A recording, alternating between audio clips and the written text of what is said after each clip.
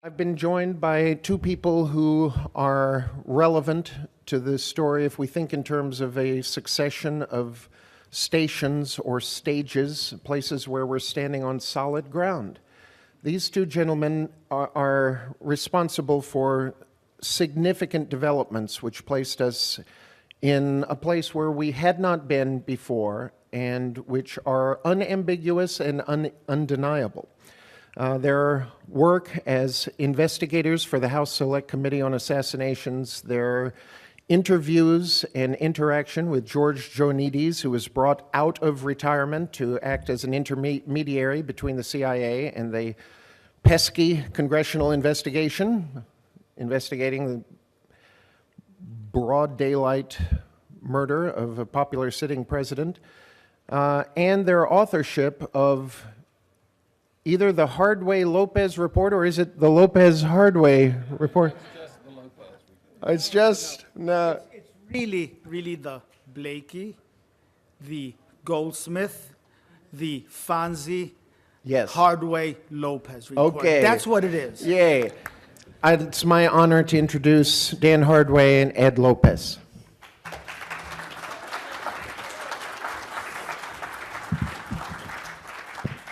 Thank you. I am Dan Hardway. I know you would be hard-pressed to tell that I was Dan and this was Ed Lopez by just looking at us. It's always been that way. He's the Spanish guy. I am. But that's a long story for a different forum. And Ed is an honorary hillbilly. I had the distinct privilege of working for Bob Blakey and with Ed Lopez from 1977 to 1978 on the House Select Committee on Assassinations. It was my honor and privilege to be able to assist Ed in preparing the Lopez report. And to work for Bob, Ed and I both were students at Cornell and accompanied Bob to D.C. from Cornell, took leaves of absence, and worked on the committee. I know you're all expecting Bob to be here this morning, and he was supposed to be here this morning. However, he was unable to get here until tomorrow, so he will be appearing tomorrow afternoon.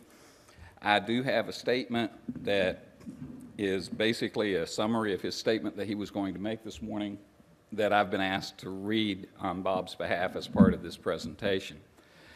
So if you will bear with my reading skills, and I will try to read Bob's statement to you. The title of it is The HSCA and the CIA, The View from the Top. And it begins, in the fall of 1962, the CIA had a problem. The Cuban Missile Crisis had ended with a peaceful resolution. Most Americans had been greatly relieved, but the organization that the CIA considered to be the single most popular Cuban exile organization was very upset with the American government. That organization was the Revolutionary Student Directory, usually referred to by the initials DRE, representing its Spanish name. The DRE was a direct descendant of a Cuban student group founded in Cuba with the help of CIA agent David Phillips. The week after the missile crisis ended, the DRE provided information to the Washington Evening Star newspaper that there still were missiles hidden in Cuba. The story ran with a front-page headline. 12 days later, the Secretary General of the DRE appeared on NBC's Today show where he once again claimed to have seen with his own eyes nuclear missiles hidden in the caves and hills of Cuba. Richard Helms was then the Deputy Director of Plans for the CIA. As such, he was in charge of the clandestine services, political warfare, and covert operations. As such, he did not want to lose the agency's influence with the DRE. Most of the funding for the organization was provided by the CIA, but they were proving to be a difficult organization to control. Helms summoned the Secretary General of the DRE to Washington for a face-to-face meeting. As a result of that meeting, Helms told the DRE that he would appoint a case officer who would be personally responsible directly to Helms for the work with the DRE. The officer Helms chose was George Joannides. We know from the limited information that has been released about Mr. Joannides that his work with the DRE was considered to have been very good and successful. He began working with the group in late 1962. His second specific duty was serving as a case officer for a student project involving political action, propaganda, intelligence collection, and a hemisphere-wide apparatus, the DRE. By January 1963, he was commended for, quote, resolving complicated problems involving control of this unruly group, close quote. In July of 1963, his fitness report noted that Joannides has done an excellent job in the handling of significant student exile group, which hitherto had successfully resisted any important degree of control. That's a quote again from his fitness reports. He was promoted to take over as head of the political warfare branch of the CIA's Miami station. In other words, he became the manager of the propaganda operations, and the only operation that he retained, the only running operation that he retained under his direct control was the DRE. The Assassinations Record Review Board released the copies of Joannides' fitness reports that the agency turned over to them. From the start of his work with the DRE in the fall of 1962, there are quarterly reports until July of 1963. The next released fitness report is dated May 15, 1964, and covers the period from April 1, 1963 to March 31, 1964. In that time, he has been promoted again to head the covert action branch of the Miami station while remaining the senior case officer for DRE. The report praises Joannides for the quality and quantity of his propaganda and political action programs and his ability to translate policy directives into meaningful actions by all of his assets. As most of you know, it was in this period, in August of 1963, that Lee Harvey Oswald had an encounter with the DRE's representatives in New Orleans. That encounter resulted not only in widespread publicity in New Orleans at the time, including newspaper articles, television coverage, and radio interviews. It also resulted in the first reports trying to tie Lee Harvey Oswald to Castro after the assassination of John Kennedy. DRE had their information the day of the assassination, and it was covered in both the Miami Herald and the Washington Post the next day, headlines in both papers. The DRE published the details of what they knew in their own paper that week. The CIA never told the Warren Commission about their support of or work with the DRE in 1963. To my knowledge, the CIA never told the Church Committee about it. The ARRB asked the agency about DRE at the suggestion of Jeff Morley. The CIA initially told the ARRB the same thing they told me in the HSCA. The agency had no employee in contact with DRE in 1963. The ARRB conducted its own examination of CIA records and found Joannides' personnel file with its clear indication that he was a DRE case officer. When working as chief counsel for the HSCA, I requested all the agency files on DRE and its members as early as March of 1978. The request included a demand that the agency identify any employees who had, in the period from 1960 to 1964, worked with the DRE. After that initial request for records, at least 2 additional requests were made in May and July of 1978. The agency repeatedly assured the committee that they had had no contact with the DRE in 1963, having severed all contacts in April of that year. The leaders of the DRE in interviews with the committee staff indicated they worked with a CIA case officer in 1963. The agency assured me that they would search their records and try to identify such an officer. The agency employee who contacted me to advise that they could find no record of any such case officer was George Joannides. He did tell us, however, that he would keep looking. And he did.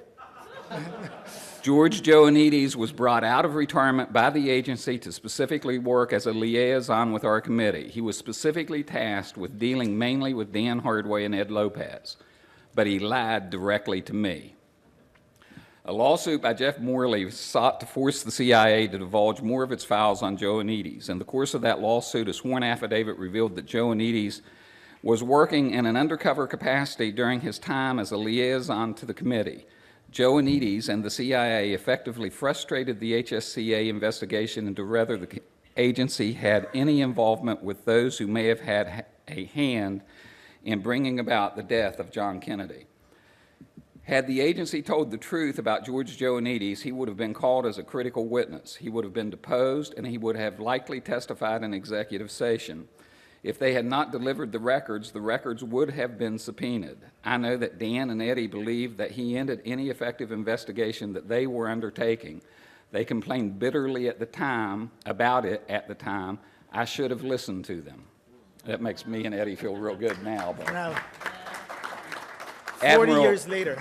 Admiral Stansfield Turner, the DCI, the Director of Central Intelligence, in a letter to Chairman Stokes on November 30th, 1978, said, in the context of addressing problems that Dan and Eddie were causing by not believing that the agency was cooperating with us, quote, "We believe that we have provided you with all the information available to us which is pertinent to your investigation and hope very much that you can accept this letter as the final assurance of that fact. At that time, I was wrong. I can no longer say with confidence, as the HSCA final report did, that Oswald had no significant relationship with the DRE. At this point, what we know is that the CIA has hidden this information from every investigation into the facts and circumstances surrounding the assassination. Indeed, they have not just hidden the information, they have lied to at least both the HSCA and the ARRB. I believe that rises to the level of probable violation of law that prohibits impeding the due and proper inquiry of the committees of Congress. I no longer trust anything that the agency has told us in regard to the assassination. It lied to the Warren Commission. It lied to the ARRB. It lied to the HSCA. In admitting that Joannides was employed in a covert capacity as liaison to the HSCA, it has admitted that it violated its charter and ran a domestic covert operation aimed at subverting the HSCA and its investigation. I do not believe for a minute that records did not exist. They may not now, but they did at one time. Money was involved, and money had to be internally documented even at the agency. That the agency would put a material witness in a covert capacity as a filter between the committee staff, the agency was an outrageous breach of our understanding with the agency's charter, and the laws of this country. As a result, I now believe that we were not able to conduct an appropriate investigation of the CIA. What the agency did not give us, none but those in the agency can know for sure. I do not believe any denial offered by the agency on any point. The law has long followed the rule that if a person lies to you on one point, you may reject all of his testimony. The CIA not only lied, it actively subverted the investigation. It is time that either Congress or the Justice Department conduct a real investigation of the CIA. Indeed, in my opinion, it is long past time.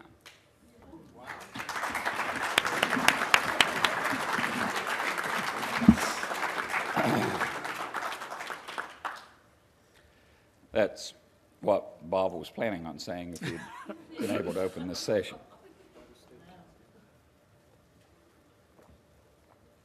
I don't have a watch, I'll time him. so Dan has a tendency to go off out there, so we'll time him. I'll make sure that he talks for about a half hour. How about that? I don't want to impede in Ed's time. I want to leave plenty of time for questions. And I certainly don't want to take up John Newman's time, which may be the most significant time here at this whole conference. But I want to, I addressed this same issue, which is the HSCA View from the Trenches at the WEC conference last October in Pittsburgh.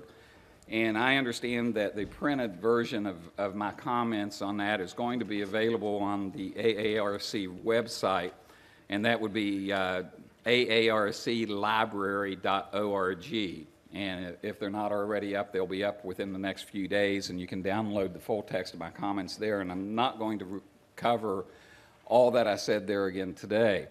If you want to hear those comments, the video's available at www.historyexhumed.com/shop/. And I think it's $2.99 to download a copy of my presentation if you want a more detailed view on that. But I talked about what it was like at the committee to work there and how we got started, how I became involved in it, and what it was like when they brought Joannides in and shut us down.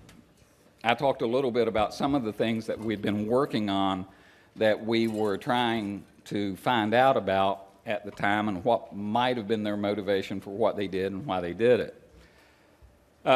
One of the things that I would like to say right up front is a lot of people have asked me why Bob Blakey believed the CIA and why he ever accepted that they were cooperating with him. And I've thought about that, and I want to address that for a minute, because we had a hard time, Eddie and I had a hard time passing our security background checks. And that was really the first battle that Bob fought for us, was to make them give us security clearances. Sure. And for me, it was pretty interesting. Just to tell you, I grew up in Harlem. And so when the FBI went out to talk to people in my neighborhood, people said they didn't know who I was. Because whenever the FBI or police came by, they weren't going to admit that they knew whomever it was they were looking for. So Bob had to have me visit New York City, talk to my friends and neighbors, and tell them it was okay to talk to people in suits. Well, we won't talk about the other reasons why you had troubles, but, and I ain't gonna say anything about why I did. But the thing you have to understand is, and people have asked me this also, well, why do you think the CIA agreed to give you guys unexpurgated access? I think they seriously underestimated us. Mm-hmm. I think they thought they had Bob in their pocket. They thought that me and Eddie were wet behind the ears law school students who would not, in a matter of 18 months, be able to master anything or much of anything. And once we got in there, they assigned clerks. We had an office at the CIA for about 9 months. And we reported to work every morning in Langley. And they would have an escort who would take us from the front of the building into this interior chamber. It had no windows in it. And they would lock us in. And then our contact would be a CIA employee. Initially, it was Regis Blayhut.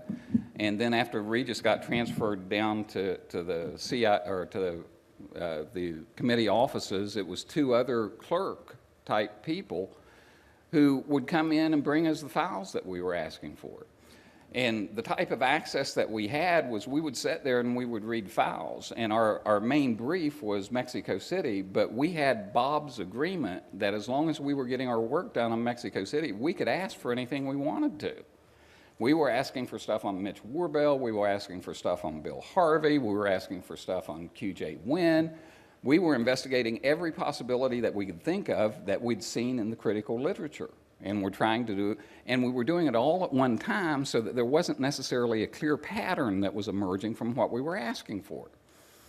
And we weren't required to ask in writing, so there wasn't a permanent record trail of what we were asking for either. If you read about when they bring Joannides in, their main justification was to create a paper trail of what we were requesting. And the way it would work is I would read a file and I'd see a reference to this operation or to this file. I'd tell the clerk, I want this file. And then within a day or two, I would have that file. And I was getting it pretty much, most of it, as far as I could tell, unexpurgated with no deletions. And we were getting great access to great stuff. And consequently, we told Bob we were happy with that. And initially, the CIA was cooperating. We had no reason to think that they weren't. When we started pushing, and at this point, I think this was mainly me that started pushing on investigating the disinformation efforts after the assassination, and realizing that I could tie just about every single disinformation effort directly back to David Phillips, that George Joannides gets involved. And George Joannides, the first thing he does is he shuts our office in the CIA. And the new arrangement is that we will work out of the headquarters building of the committee, and that we will be required to formally request everything we want to see, and that it will be provided to us in a safe room at our headquarters. And the alleged reason was so that they could keep an accurate record of what we were asking for and what we had seen. What it was they were able to slow us down and shut us off from anything really significant that we were looking for. And I go into some of the details in that in the presentation that I did in Pittsburgh, which again, I don't want to repeat because I want to go one step further here today. And I want to offer some views and expand a little bit on, if you download the written presentation of those Pittsburgh remarks, I'm expanding on what I said in footnote 30 of that paper. But what I want to talk to you about is what possibly were they keeping from us? What was it that I had found that they were concerned that I could dig deeper into? And this was not apparent to me at the time because I didn't know about Joannides. It's only through the work of Jeff Morley and through the work of Dr. John Newman that I've been able to put together what it was that I had that was so significant from their perspective that I didn't see at the time as being as significant as it was. I knew it was significant, but not near as significant as it is become apparent in light of the other facts that have come out. Here's what we know. David Phillips recruited the leadership of the DRE while he was serving in Havana in the 1950s and was the DRE's first case officer. At the time it was known as the DR, and it was in Cuba. When their leadership, when the DRE leadership fled Cuba in 1960, a guy named William Kent, a case officer in Miami, became the DRE's first case officer in the United States and organized them into an effective organization. After moving from Cuba to headquarters, David Phillips became responsible for some of the early disinformation operations aimed at the Fair Play for Cuba Committee. He designed the first anti-Fair Play for Cuba Committee operation. That was David Phillips that did that. During the Bay of Pigs, Phillips was in charge of anti-Castro propaganda operations at headquarters. As such, he worked closely with a guy he called Doug Gupton at JM Wave. Doug Gupton was William Kent. Phillips described their working relationship as being very close. Gupton wasn't a registered pseudonym, but was rather a cover name that Kent, the true officer's true name, used in the field. It is very likely that William Kent, Doug Gupton's registered pseudonym in 1963 was Robert K. Truchard. Phillips' work on Cuban disinformation continued after his transfer to Mexico City in 1961 until he left Mexico City in 1965. In the fall of 1962, George Joannides was handpicked by Richard Helms. Remember Helms promised the Secretary General of DRE that he'd have a personal representative. Joannides was handpicked by Helms. Joannides was part of what was known in the CIA as the Greek Mafia that came out of the Greek operations in the late 1940s and was directly tied into Thomas Karamessine's and Richard Helms through personal loyalties as well as professional relationships extending back into the late 1940s. He was handpicked by Helms to replace Ross Crozier as the DRE case officer in Miami after the DRE's public opposition to the policies of the government during the October 1962 missile crisis. Joannides reported directly to Richard Helms. Joannides' registered pseudonym was Walter D. Newby. His supervisor was Robert K. Truchard, William Kent, Doug Gupton. who was very close to David Allen Phillips. Up to 90% of the DRE's funds came from the CIA. The Assassination Records Review Board managed to force the CIA to declassify a few of Joannides' reports. Now, I'm not getting into the footnoted information that's in my presentation. This presentation, the written version of it, will be up on the website eventually as well, and you can find the dirty details. As you said, the devil, was it you or someone said the devil's in the details? Yes. Those details will be in the paper. The AARB managed to force disclosure of his fitness reports, as Bob Blakey's presentation said, and in July 31st, 1963, Joannides' supervisor, Robert K. Truchard, who had a very close working relationship with David Phillips, commended Joannides for doing a, quote, an excellent job of handling a significant student exile operation. This stuff Bob covered. It listed his second specific duty as a case officer for a student project involving political action, propaganda, intelligence collection, and a hemisphere-wide apparatus. Between August 9th and August 21st, 1963, Oswald became something of a celebrity in New Orleans after his encounter with the local DRE branch while passing out Fair Play for Cuba Committee pamphlets. This was Oswald who had organized the one-man member Fair Play for Cuba Committee in New Orleans at the offices of Guy Bannister but there were no intelligence connections. This didn't have anything to do with an anti-Fair Play for Cuba Committee propaganda operation, obviously. And for that, Joannides' quarterly fitness report covering that period is one of the ones that have not been released. And I think they told Jeff Morley that they didn't exist.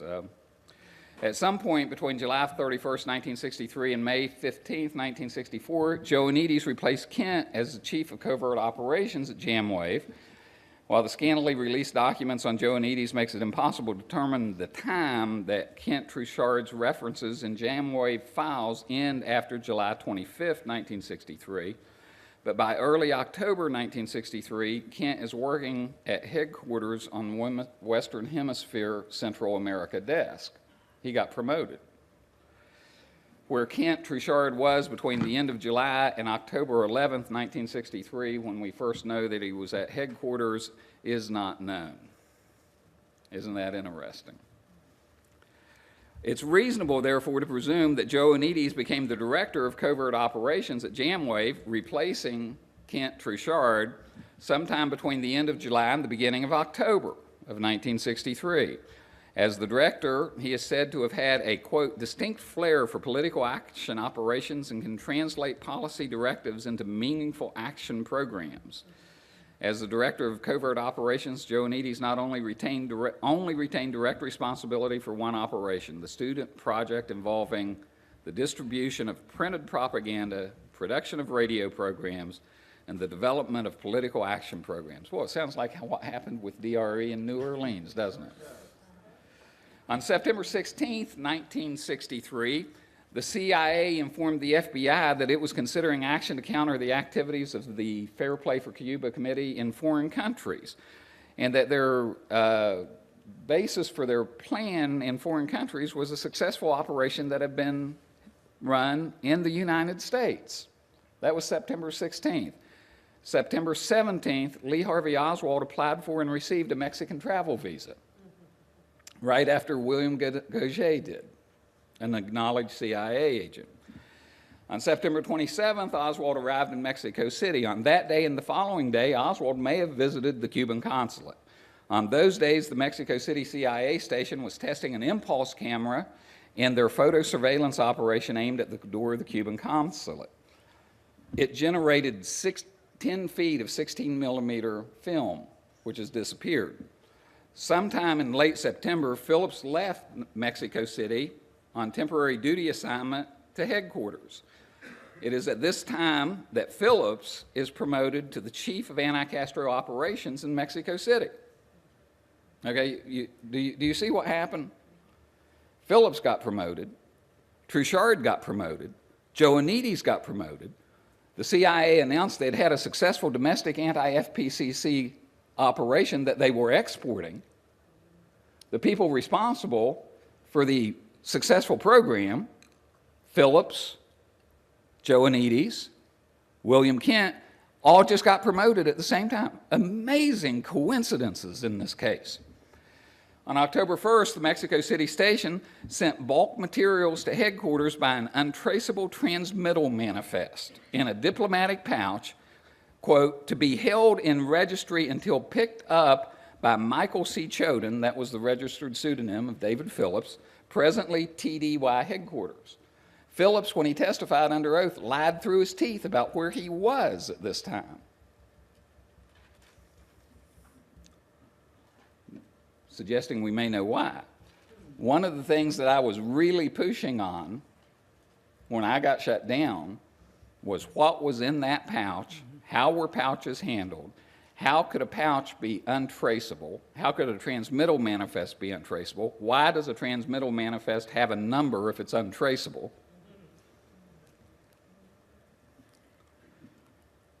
But at the time, I had a suspicion that what was in that transmittal manifest, bulk material, was approximately 10 feet of 16 millimeter film, showing the front of the Cuban consulate on September 27th and September 28th. In a self-published book that's very hard to find called the Silent War Diaries, David Phillips said he monitored the Russian and Cuban reactions to Oswald's visit to the embassies. If he did it from headquarters. We were not able to find out what was in the pouch. On October 8th, 1963, the CIA headquarters sent a cable to Miami advising them that David Phillips would arrive there the following day for a 2-day visit on his way back to Mexico City. So he goes down to talk to Joannides. I mean, let's be reasonable, folks. This is the propaganda operations. Why else is he going to Jamwave? That means he would have been back in Mexico City until around October 11th. So what questions does this raise in my mind? I can't ask you what it raises in yours. You'll have to ask yourself that. What are some of the inferences that we might draw? And I admit that these are somewhat guesses, but I'm hoping that they are reasonably informed guesses instead of wild speculation. It appears sometime in the fall of 1963, Truchard Kent was promoted from Jamwave to headquarters. Joannides was promoted to Truchard's old position in Jamwave. Phillips was promoted to the Cuban desk in Mexico City. Were these rewards for a successful operation? In August, Lee Harvey Oswald and DRE had their fun in New Orleans. In September, the CIA notified the FBI about exporting their successful but unspecified domestic anti-FPCC operations overseas. Anti-FPCC operations that were originally designed by David Phillips when they began. The day after the CIA notice, Oswald applies for a Mexico visa in New Orleans, standing in line behind an acknowledged CIA agent. Oswald visits the Cuban consulate on September 27th and 28th, while the CIA tested an impulse camera photographing the door that he would have used, generating over 10 feet of 16 millimeter film that has disappeared. There were also reports that Oswald spent time with pro-Castro Mexican citizens and students. Our efforts to find those people and interview them were repeatedly frustrated and blocked by the CIA. I don't mean they didn't cooperate. Eddie will tell you about this on his second trip. I didn't get to go with him because I didn't speak Spanish. To Mexico City, they went down specifically looking for the students who had been reported to have been in contact with Oswald, and the CIA actively hid them from our investigators. They refused to cooperate with us in finding them. They refused to cooperate with us in investigating them. They then, when we did it on our own and tried to do it secretly and covertly as best we could, as Eddie will explain to you, they actively hid them from us. Phillips observed the Soviet and Cuban reaction to Oswald's visit, but by October 1st, Phillips's TDY headquarters with Mexico Station sends him an untraceable transmittal manifest with unspecified bulk materials to be delivered to him personally and only to him. From headquarters, Phillips arrived in Miami on October 9th, where he spends 2 days TDY at Jamwave on his way back to Mexico City. Did he meet with Truchard and Kent at headquarters? Did he meet with newbie Joannides in Miami?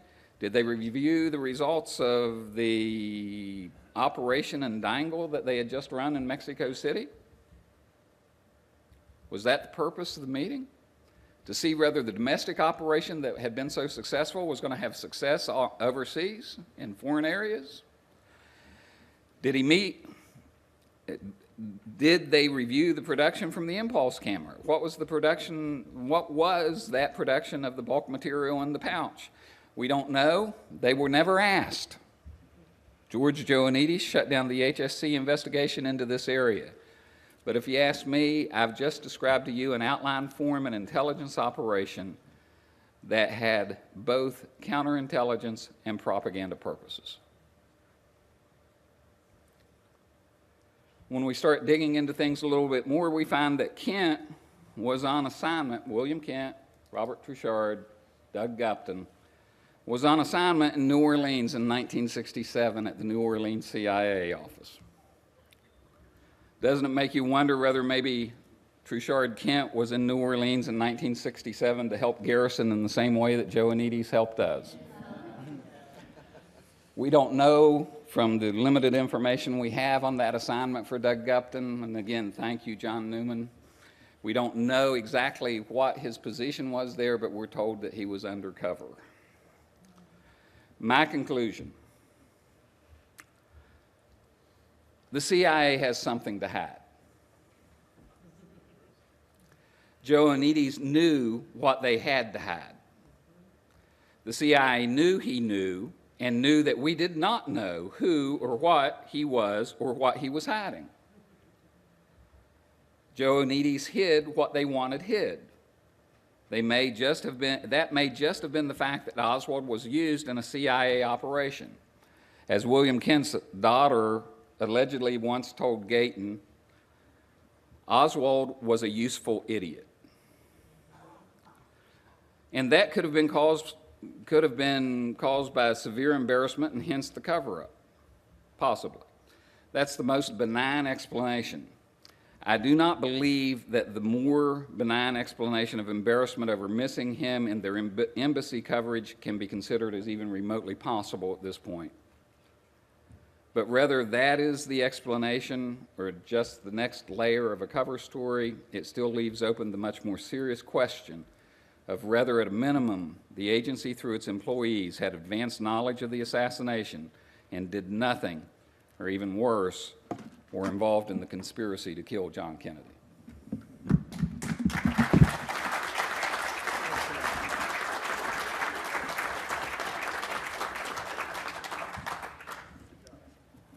As always, Danny does a phenomenal job, just a phenomenal job. So I've got to tell you, it's great to be here.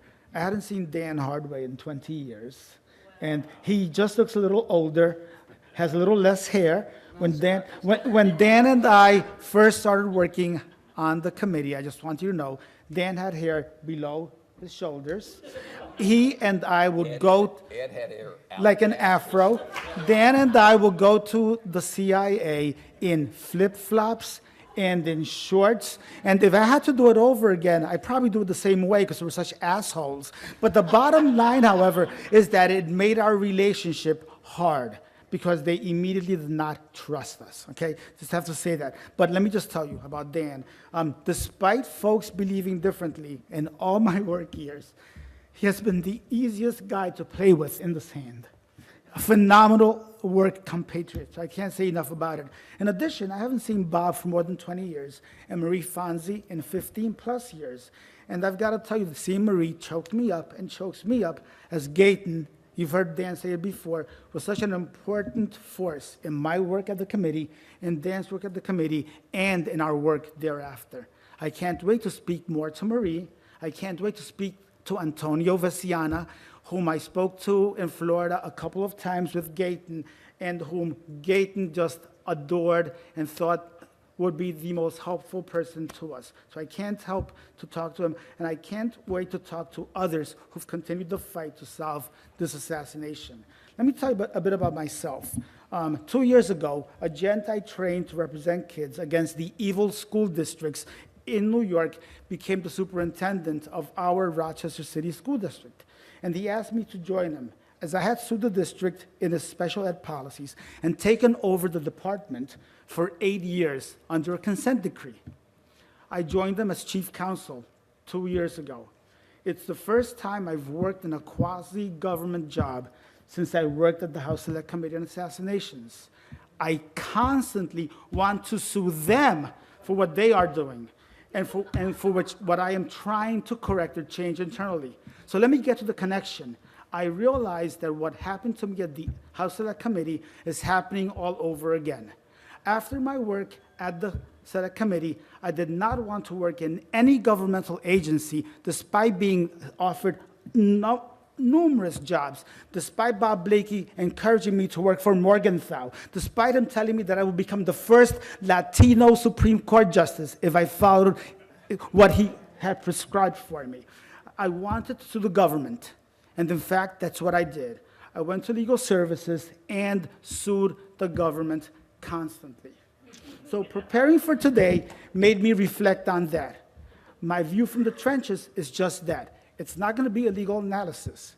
It is my recollection of those 18 or so months on the committee.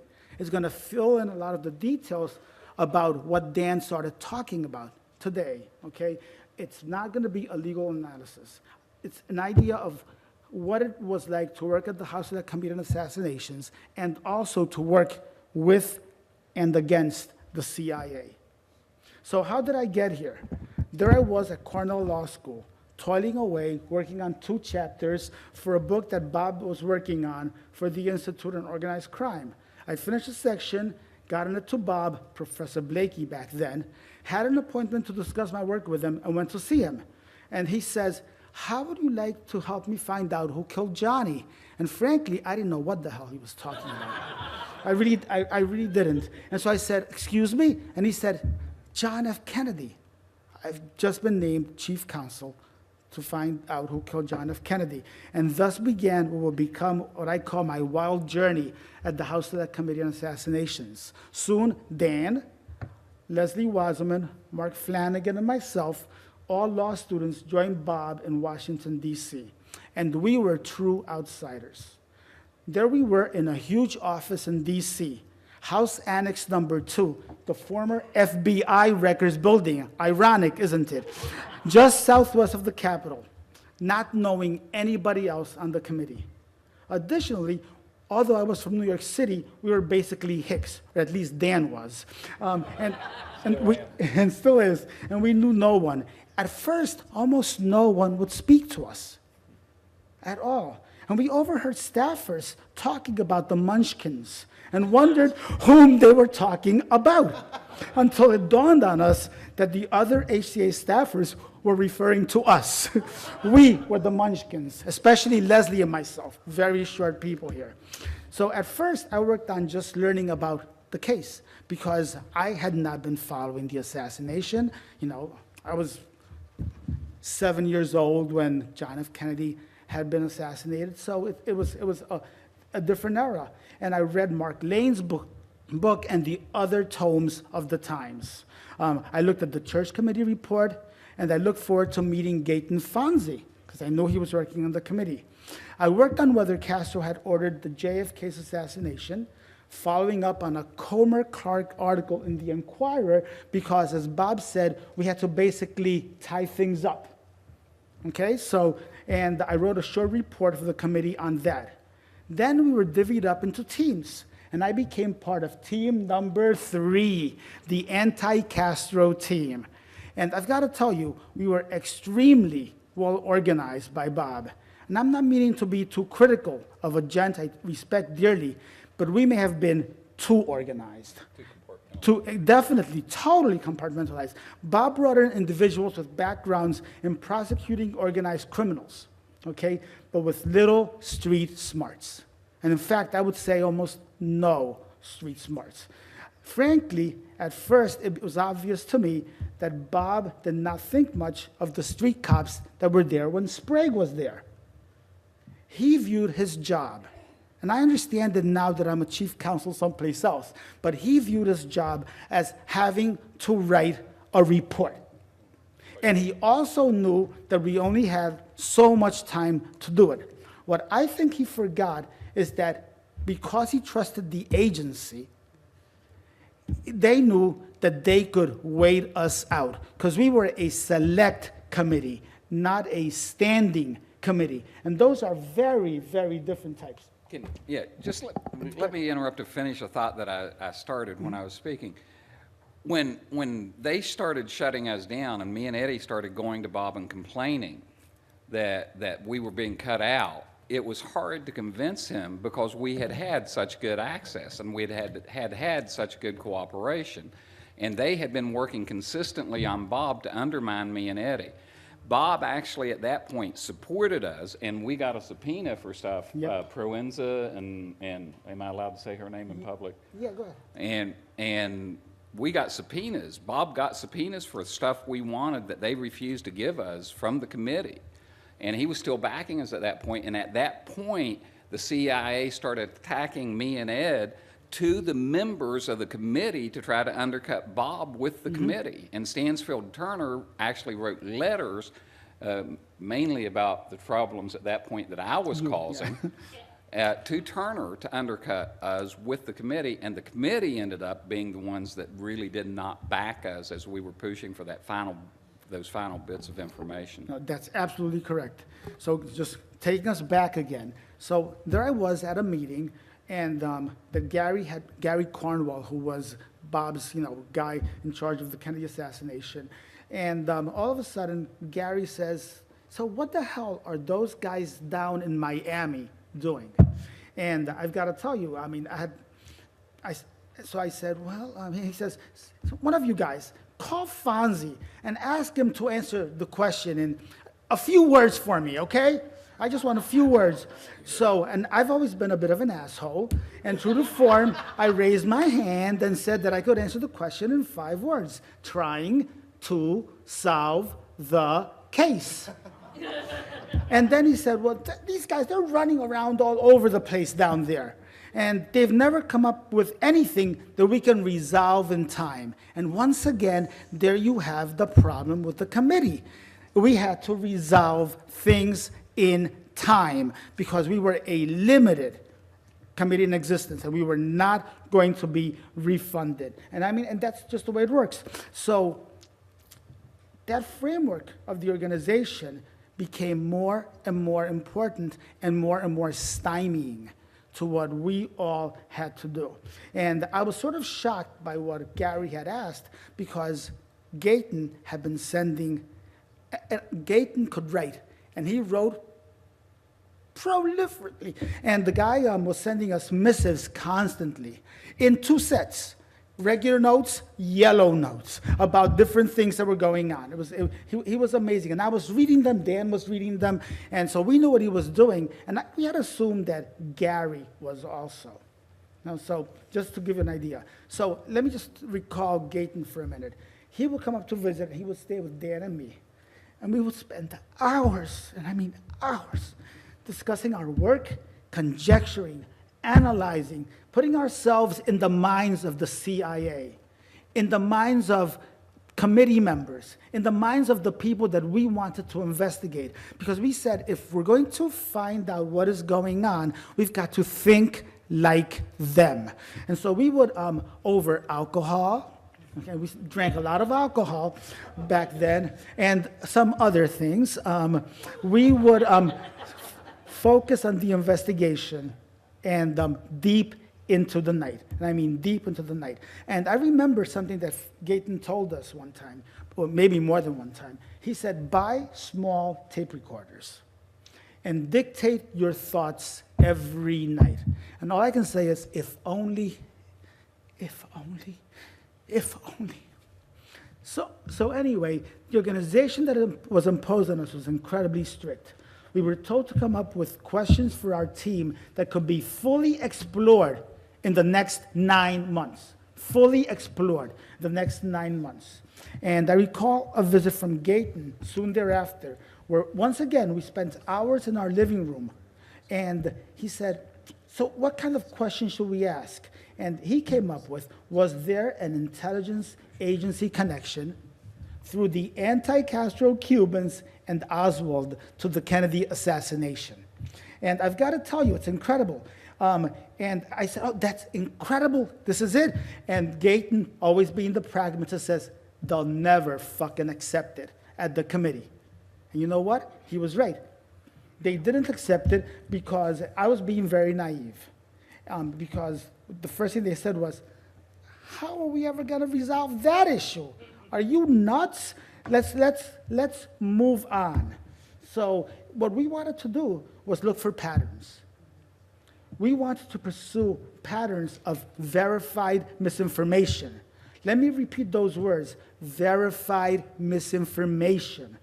Almost all linking Oswald to the CIA. All which were born in Miami immediately after the assassination. Many of those linked Oswald to Castro. Misinformation again. Okay, misinformation.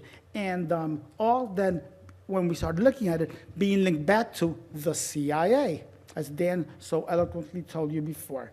So we had said that question, we figured, would also give us the opening to pursue the Antonio Veciana story.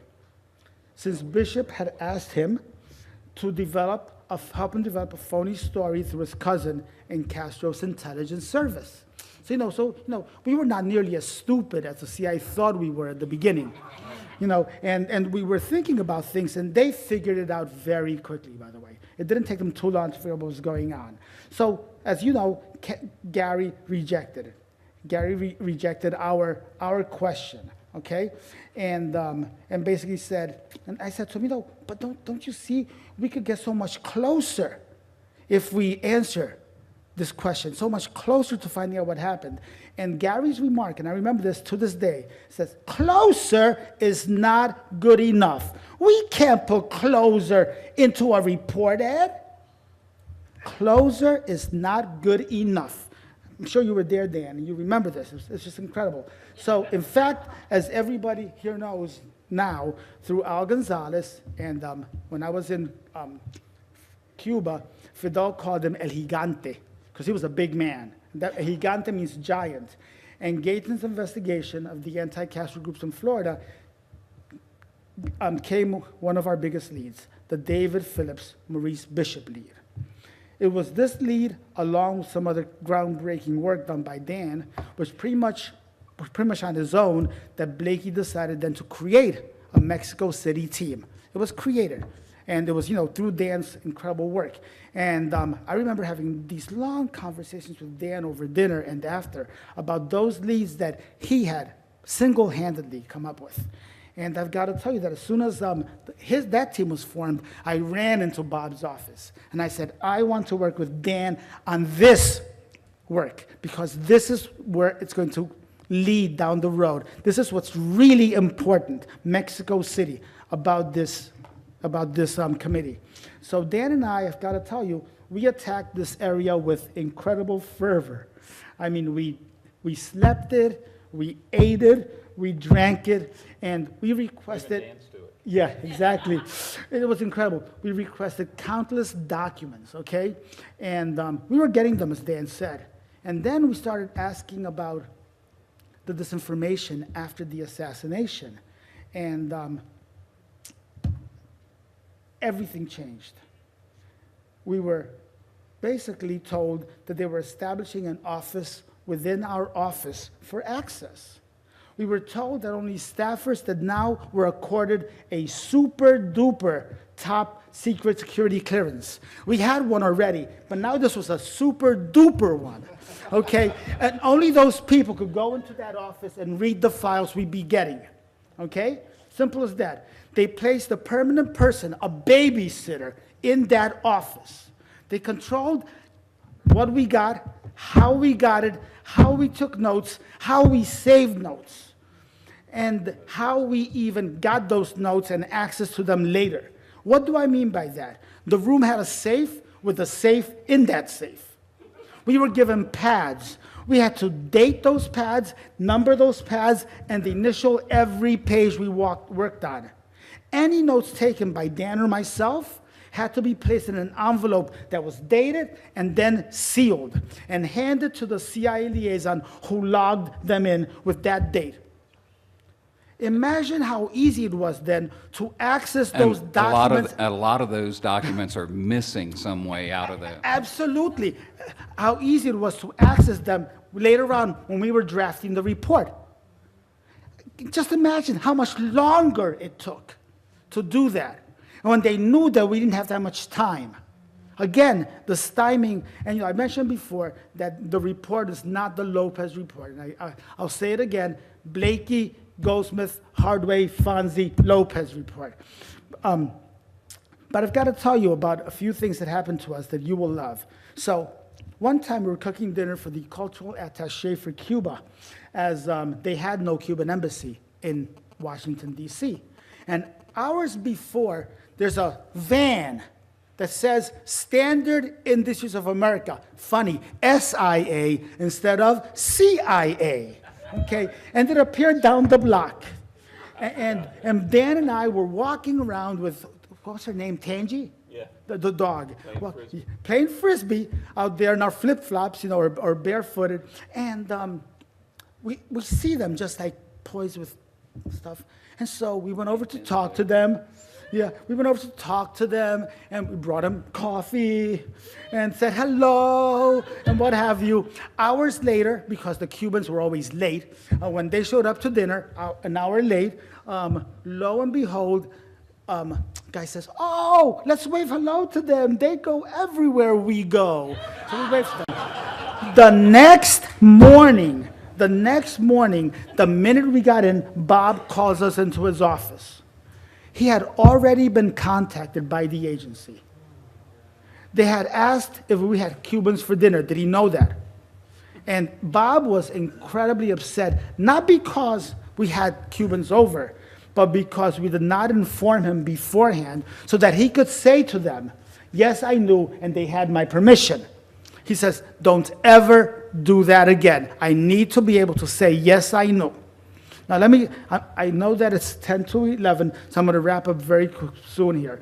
But I wanted to talk about our trip to Cuba, because it was incredible. And we had expressed problems with getting photographs of the people who went into the Cuban embassy, out of the Cuban embassy. And we had been asking the CIA forever, and they kept saying, "We don't have them, doesn't exist," whatever. They had one excuse after another. So we mentioned to President Castro that we've been having major problems getting them. The next day, we're there, and out comes a book. I said, "Oh, so what's there?" And there were the photos of everyone that went into the Cuban embassy when Lee Harvey Oswald had allegedly visited. And again, as Dan said, allegedly visited, okay? And funny, there was no picture of Lee Harvey Oswald, but there were pictures of the CIA photographers that had been taking the photos during that time.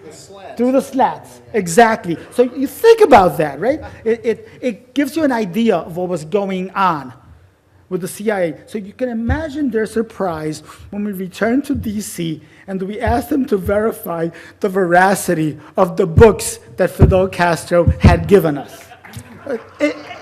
It boggles the mind. Truth is more weird than fiction when you think about these issues. So we asked the CIA about giving us access to the photographers.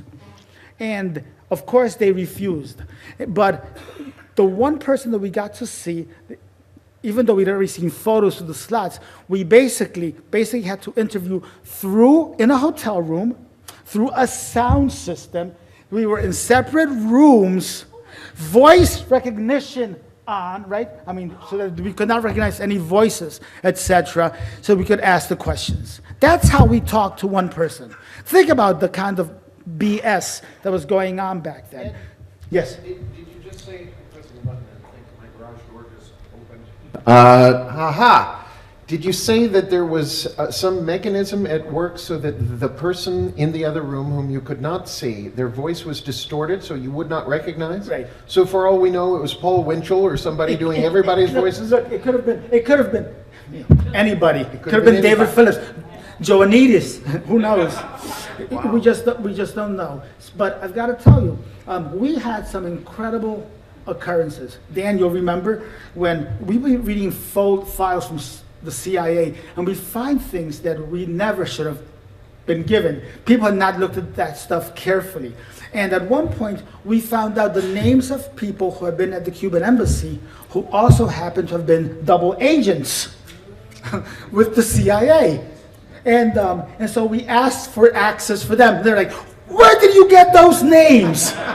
It's like, wow, in this document. And they're like, yeah, I'm sure somebody got fired that evening. Okay, pure and simple. People got brought out of retirement. And exactly where I was going. So we asked the CIA for access to them and for to the students that Oswald met with. And they denied us. So we had to go up the chain. And again, this takes time, going up the chain. You ask the next person up, denied. Next person up, denied. Finally, Bob Blakey and and Louis Stokes went to see Stansfield Turner at the CIA directly and denied. So they came back to the office, and Stokes goes away, and Bob Blakey calls me in. And this is Bob Blakey at his best. He says, so, gives me the information. He says, so what did Stansfield Turner say? I said that they will not make these people available to us. He says, did they say anything about us not being able to go out and find them? And so, all of a sudden, I was on a plane to Mexico with a guy named Pappy. I'll call him Pappy. I don't know if I should give his real name. Harold Leap is his name, who had been a DEA agent, whom Bob knew well. And I was brought in, basically like in handcuffs, as an informant of a DEA agent, so that I could get in there. We told no one we were going there. No one. You told everyone you was on vacation. Yeah, well, that was it. Bob said, you're on vacation. If they find out, I know nothing. It was like Schultz, I see nothing, I hear nothing, pure and simple. Okay, so we did go down there. Dan's already told you that, I don't know how they found out, except of course, I think our phones were bugged, our place was bugged, but to make a very long story short, we did talk to one person, and then everybody else disappeared. So we went up and did some other work and talked to the deputy chief of operations staff at the Mexico City station, and then came back looking for others. It was incredible. But look, I could go on forever, recounting stories about our struggles to get the work done, but I want to provide you some time to ask questions of Dan and myself. So I am going to stop. I will tell you, because I'm a lawyer, and lawyers always love to continue talking and always have a few more words to say, that Jim Lazar is doing an incredible job in trying to get access to these important documents. Because these are the documents that will allow us to find out how our investigation was stymied, and also to learn more about exactly what happened, with respect to the assassination. Times are passing, folks. We've lost Mike Goldsmith, Al Gonzalez, and Gaten Fonzie. A lot of talent and memories. Let's make sure that while those of us are alive who did the work, and those of you out there who are doing the work, that we rally around Jim and the work that he's doing to get the documents that we need to solve this mess.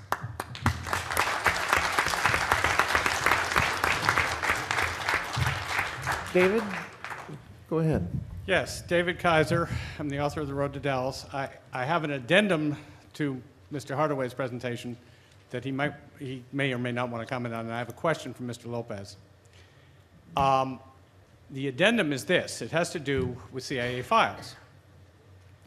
There is now, at NARA, thanks to the board, in the CIA printed microfilm collection, a file on the DRE, in which you follow Joannides' relations with them through the second half of 1963 on some matters, particularly the DRE's desire to set up a paramilitary camp, which you turned them down. And in fact, to be quite frank, you can't and that file, by the way, also goes back to 62. The whole story of how basically they fired their own case officer and got him replaced through Helms.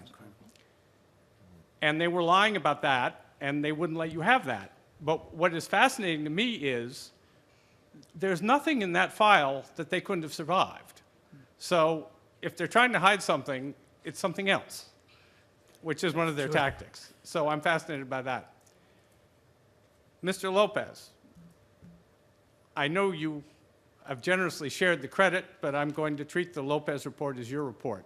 And I loved it, and I felt this man is a kindred spirit because you were so careful, so sure not to go beyond exactly what the facts said in all these complicated issues about Oswald Mexico City. And frankly, that's the way I am too.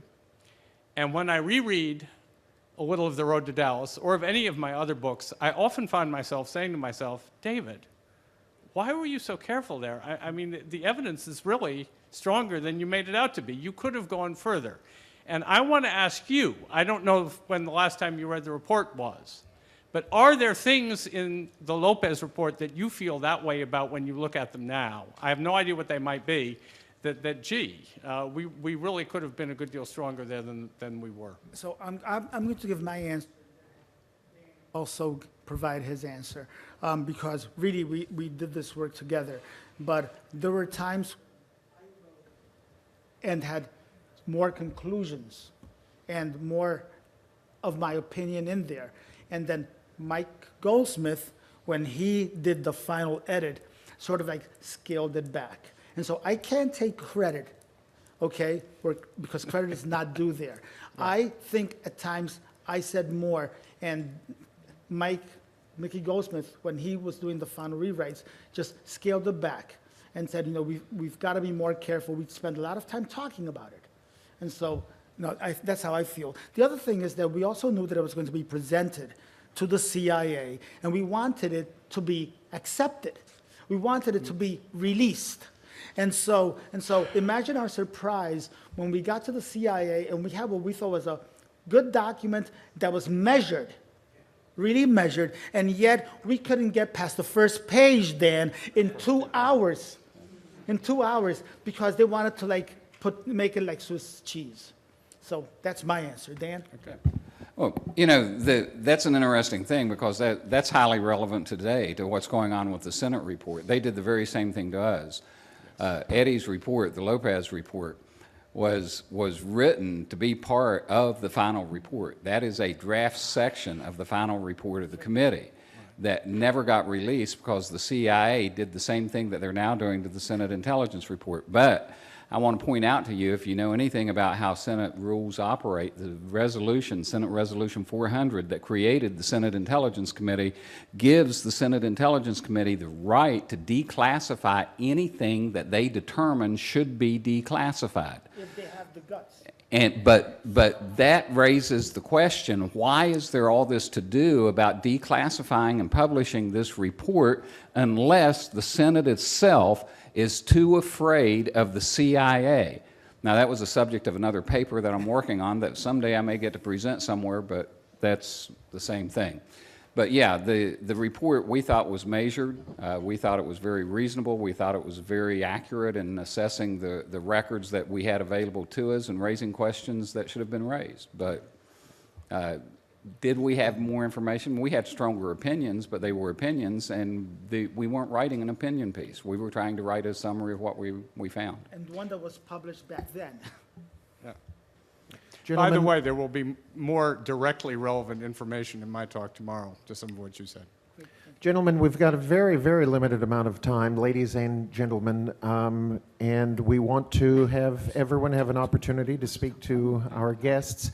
I'm aware, I don't want to do a breach of protocol, but I'm aware that Malcolm Blunt has to leave within the next hour or so, and I wonder if we could, as a courtesy to Malcolm, just let Malcolm ask a question very briefly, and then we will continue right up as close as we can to the point at which Dr. Newman will give his talk.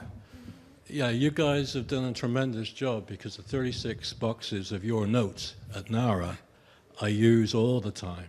I go backwards and forwards in those, and I know the agency struggled with the decision to actually let those go.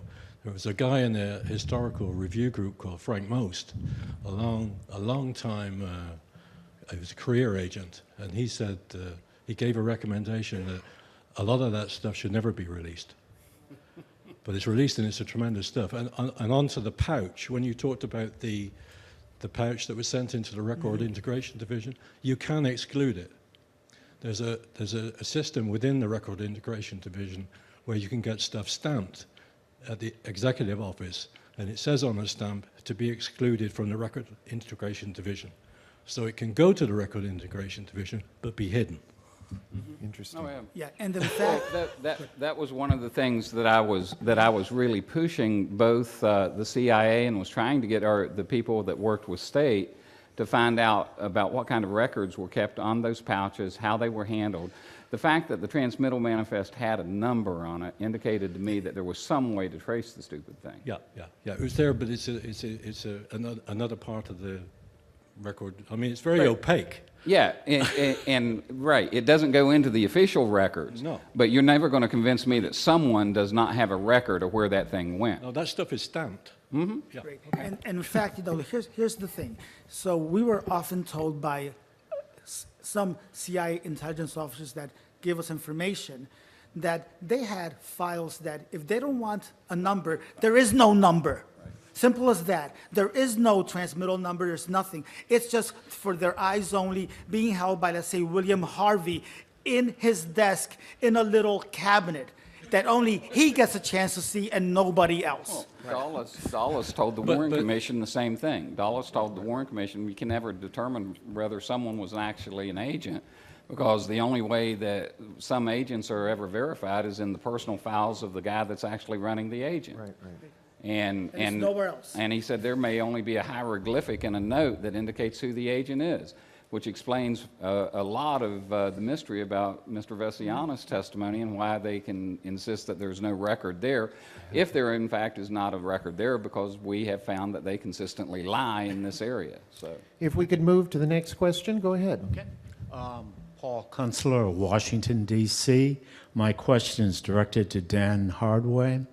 There's a great deal of debate in the research community whether Lee Harvey Oswald actually did go to Mexico City in September of 1963. Many people say no. You suggested this morning that he did. we did not specifically look at whether or not Oswald actually went. Our conclusion in the Lopez report was that it was very likely that an imposter at least made some of the phone calls, if not some of the visits. Looking back, or both. Looking back on that, I'm no longer certain of that conclusion either. And the reason that I'm no longer certain of that conclusion is because of Annie Goodpasture's involvement with Bill Harvey and the Staff D. Staff D. Yeah. And the fact that Harvey had a lot of personal loyalty for the people that were involved in the electronic intercepts operations, which is an operation in the CIA that he had founded and started and recruited the agents for. I'm not at all certain that there were actually even phone calls that were made by the imposter. I'm not at all certain that the faking of those didn't happen at the transcript level and there were fake transcripts inserted. And when we thought about those things, we used to feel like we were paranoid schizophrenics thinking about this. Because, how could that actually be that way, right, Dan? Mm-hmm.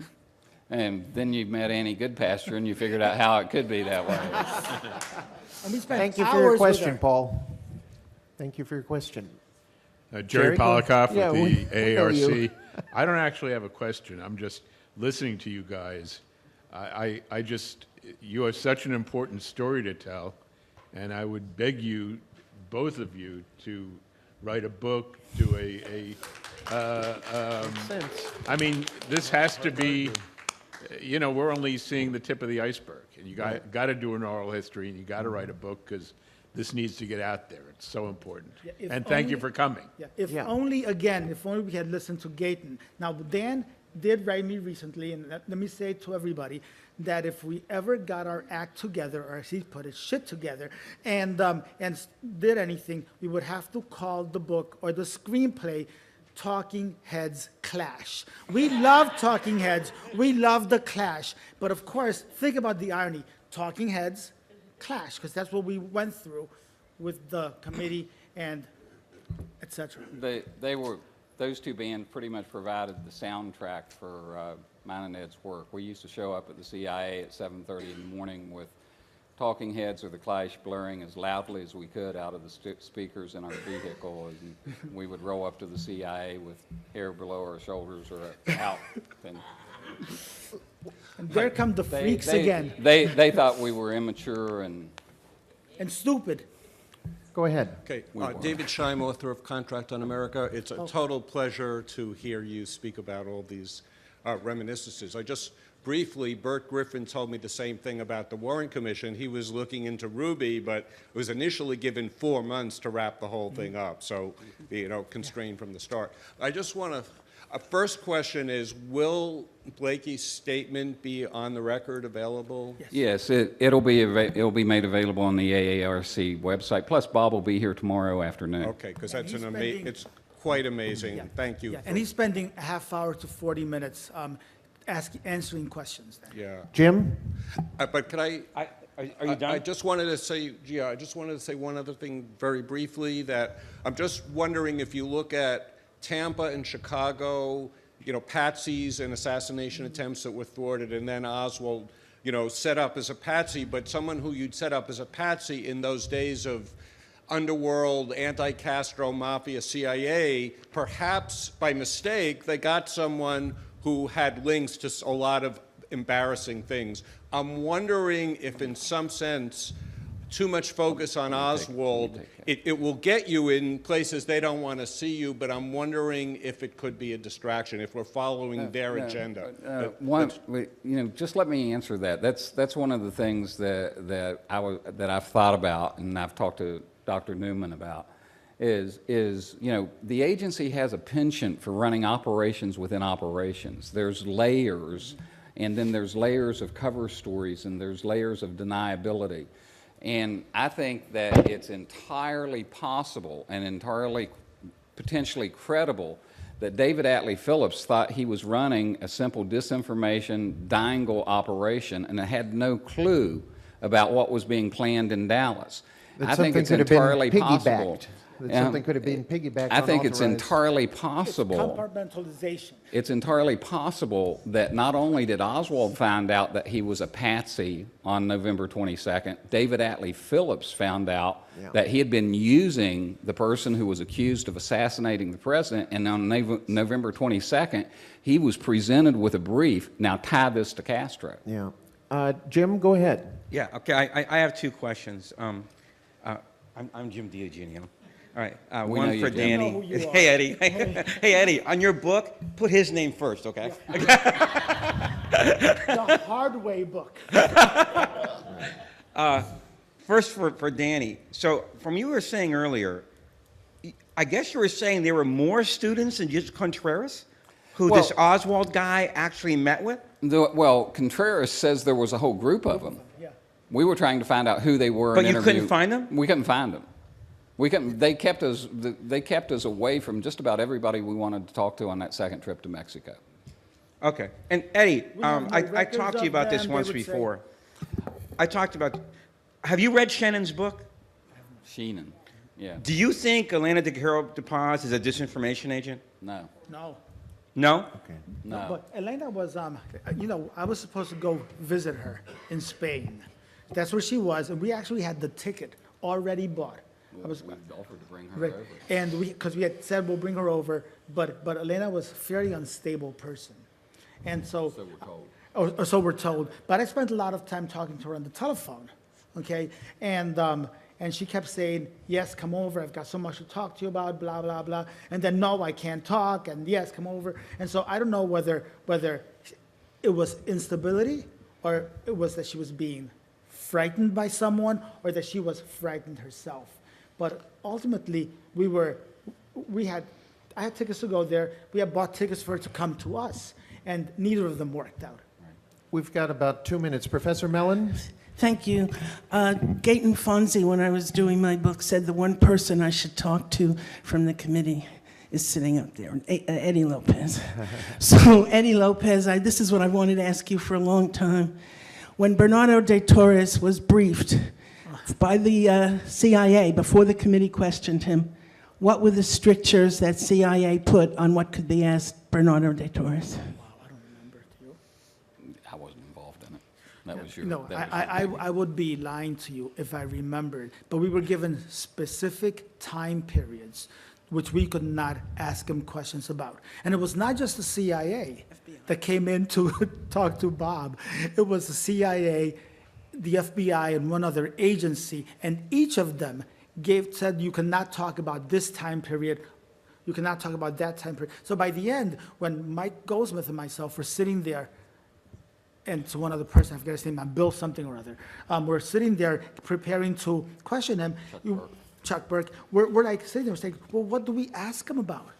Because there's nothing left. It's like, oh, how was your drive over here? Well, I just want to mention what Gayton Fonzie said. I think it may even be in his book, and that is he was sitting there listening, and after listening to that, he wondered, he said, anybody who listening to this would wonder why, of all the thousands of Cubans in Miami, they chose this guy to bring up. Yeah, because he's a nice guy. Last question, Dr. Mantic? This is a simple yes or no answer. David Mantic from Jerry Ford's hometown. Go back in time 5 or 10 years. Would you have predicted then that Blakey would have made the statement that you read? That's a good question. I've always believed that he'd eventually come around. Nice.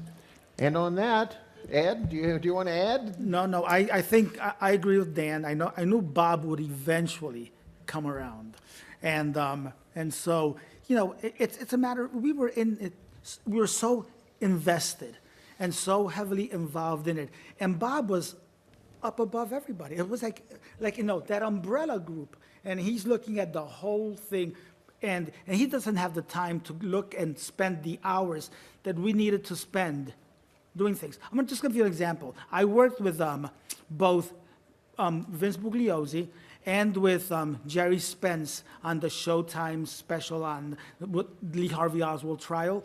And Bob, in some ways, was the way that Jerry Spence looked at the trial. He asked me a question. I'm giving him like all this detail. And he looks at me and he says, Eddie, this is fucking television. Say it to me in 30 words or less.